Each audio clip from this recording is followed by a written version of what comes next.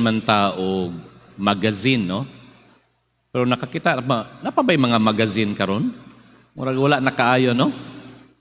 Ang magazine na belong sa print media. Nya lagi kay mas sikat naman gyud ang social media. Wala na kaayoy mopalit, mobasa og magazine. Munang wa na pud siguro mubuhat og magazine. Pero diha sa magazine, gawas nga sa usa ka issue mo feature og usa ka ingon tag topic, no? Ang kinauyukan gyud sa maong issue kanang makita diha sa gitawag nga centerfold. Centerfold. Ang tunga-tunga gyud sa iyang mga pahina. Muna nga diya sa centerfold, literally naka-fold ang pahina, taas na, and then mas nindot ang pagka-design o dito nato mabasa ang kinauyukan nga feature, no? Ang central or focus gyud sa maong issue. Ako ning gisulti mga igsuon kay matud pa kining ebanghelyo ni San Lucas nga dunay 24 chapters. 24 chapters. Kung kini isulat kuno sa kanang continuous paper, no? Linear, continuous paper, taas. Isulat na siya diha sa sakto ra siguro gyud nga na size sa font. Kung imong piluon, you will find yourself reading chapter 15. Chapter 15 of the Gospel of Luke. Ug unsa man naa diha sa chapter 15. Ang chapter 15 sa Ebanghelyo ni San Lucas, makita nato ang tulo ka sambingay mahitungod sa nawala. Ang sambingay sa nawala nga karnero, ang sambingay sa nawala nga kwarta, sinsilyo, ug ang sambingay sa nawala nga anak nga lalaki. The parable of the lost sheep, the parable of the lost coin, and the parable of the lost son. Now, ingon pa sa mga eksperto, mauni ang naa sa kasing-kasing ni San Lucas sa iyang pagpanudlo bahin sa atong Ginoo. Nga sa iyang pagpaila sa mga Kristiyanos kaniadto sa pagsulat niya sa Ebanghelyo, ang focus niya, gitagaan niya og dako kaayo nga pagtagad. Greater emphasis is ipaila niya nga ang Ginoo maluluy-on ug mahigugmaon ngadto sa mga makasasala. Okay. So mao ni ang gitawag nga kaingon tag mao gyud ni ang kanang center or masterpiece ni San Lucas among sa mga gipanudlo sa atong Ginoo. Labi na gyud kining gitawag nga the parable of the prodigal son.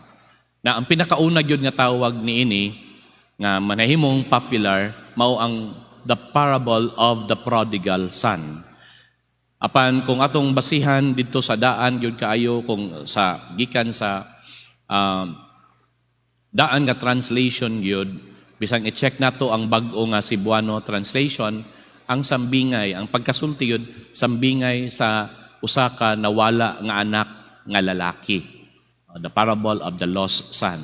But popular title nga gihatag sa mga eksperto mao ang the parable of the prodigal son. Unsa man ang prodigal? Well, the synonyms for the English word prodigal, dunay negative ug dunay positive. Ang usa ni ana mao ang negative, meaning wasteful, no? Nagsayang-sayang. No? Pero doon na po'y positive gamay ang kining gitawag nga extravagant. Bongga, kumugastos, ingon ana siguro, no? Mao nay nahimong label ana. So the prodigal son. Pero kung atong tan-awon gyud ang istorya, from the very start, no? Wala pa'y gisulti ang amahan. It was all about even the younger son, no? The youngest son, ang manghud. Apan sa dihang ning ang fold na ang istorya diha na about sa amahan. So in the first part, we see about kung unsa ka extravagant, kung unsa ka wasteful ang anak nga manghud. Grabe kayo, no? Gani sa istorya, human nga makuha ang iyang katigayunan, iyang gibaligya ang tanan, og mibiya niya ng tungura, anang lungsura, og miadto sa laing dapit. Og didto, iyang gigasto ang tanan sa kahilayan. So a wasteful life, gikan sa iyahang nadawat nga mga katigayunan. Maulang na siya. And then came the realization nga nasayop di ay siya. No? Pero ang iyahagong realization, kung atong tanawon, out of personal need. Tungod gud sa iyahagyapon nga kagutom sa iyahang panginahanglanon.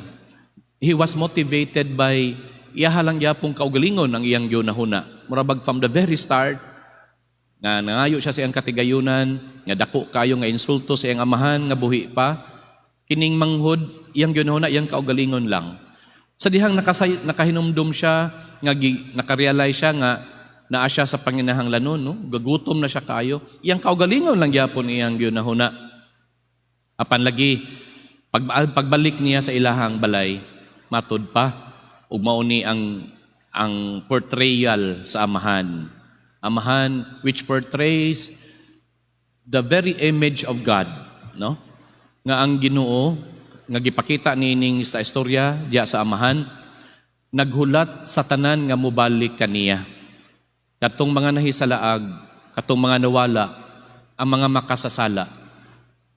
Ang amahan, tibuok, adlaw, bisan pagani sa gabi, dili mahimutang, ug kanunay na lang nga nag-atang sa dalan, hoping, naglaom, nga anytime, mubalik yun ang iyahang nawala nga anak.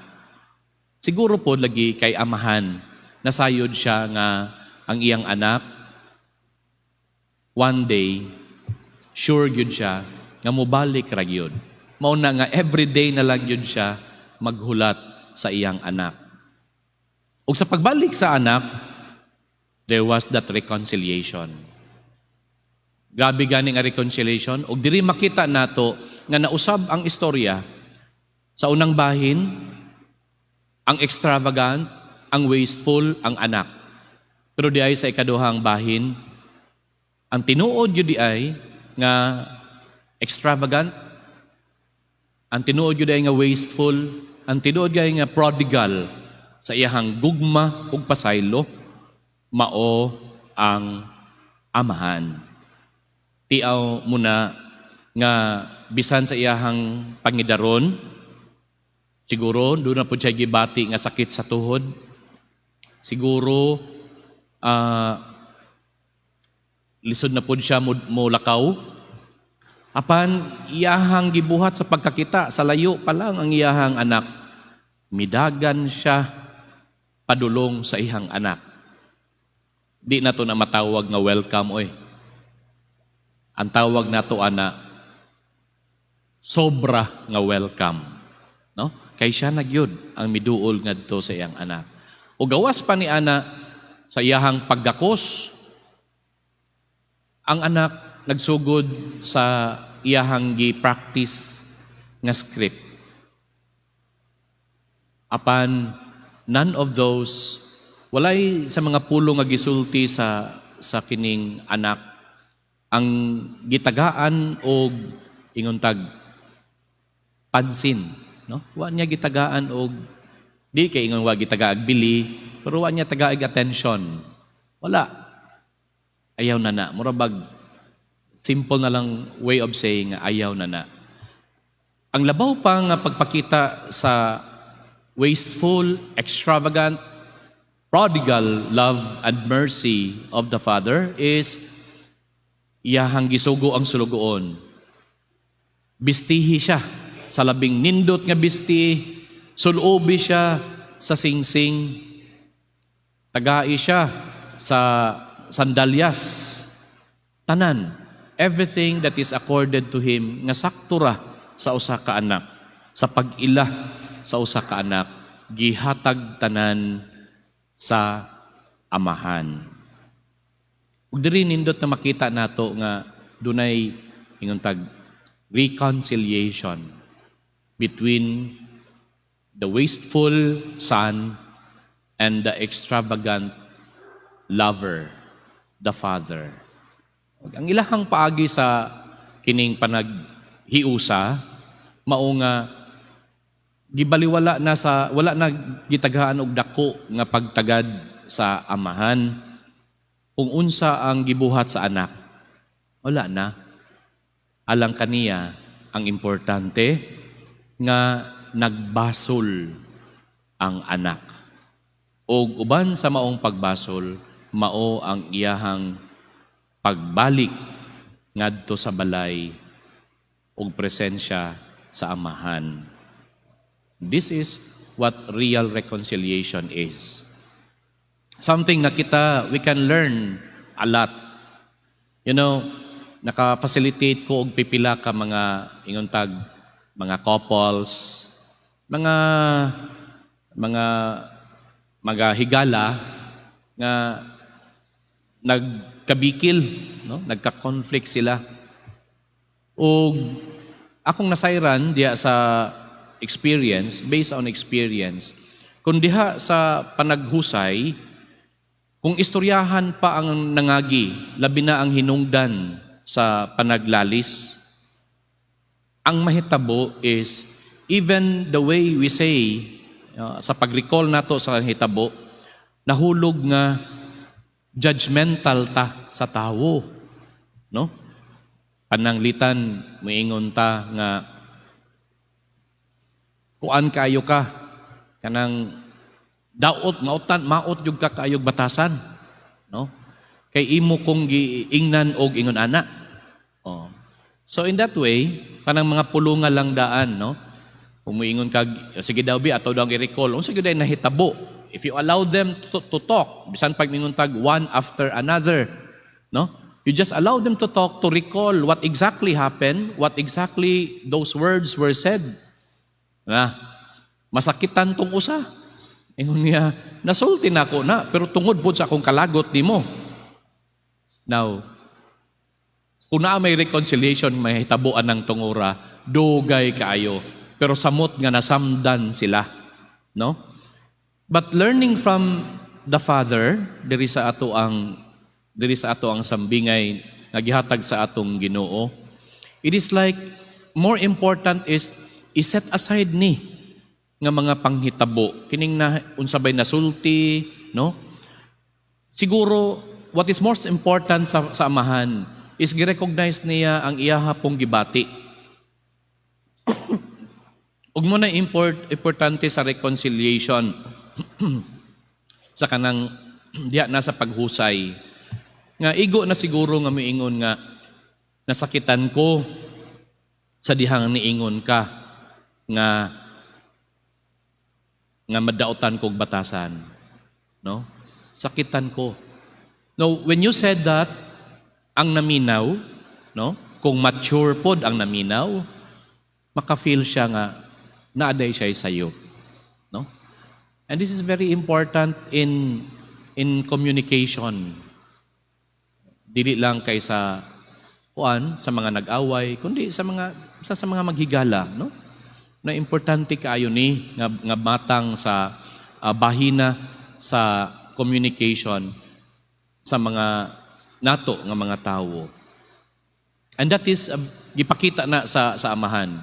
Siguro iya lang para niya dili kay na importante nga may baluan niya kung unsa gani ang gibati. What is very important is the language of love. Dili pa ba ni igo? Sige, tagai siya bag-ong sapot, bistihi siya, tagahaig singsing, pasulubig nindot nga sandalyas, ihawa ang nating baka. All of this, no? Alang sa amahan, this is what you need aron ipagpakita nga mas dako ang gugma kay sa sayop. O mga igsuon, atong pamalandungan nga labi na nga nahumanata sa ika-duha nga simana sa Kwaresma, upat ka simana na lang, ug atong pangayoon sa Dios ang grasya nga atong matagamtaman ang kadako sa gugma sa Dios kanato kita nga makasasala ug nga ang maong grasya nga gugma nga atong nadawat gikan sa Dios atong dad-on ngadto sa uban. Kung tingalig na ay mga kinahanglan nga mga relationship nga angay natong husayon. Amen.